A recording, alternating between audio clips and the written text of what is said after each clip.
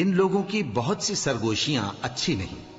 ہاں اس شخص کی سرگوشی اچھی ہو سکتی ہے جو خیرات یا نیک بات یا لوگوں میں صلح کرنے کو کہے، اور جو ایسے کام اللہ کی خوشنودی حاصل کرنے کے لیے کرے گا تو ہم اس کو بڑا ثواب دیں گے.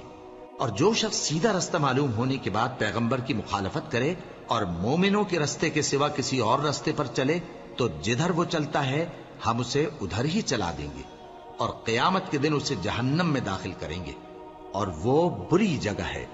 اللہ اس گناہ کو نہیں بخشے گا کہ کسی کو اس کا شریک بنایا جائے، اور اس کے سوا اور گناہ جس کو چاہے گا بخش دے گا.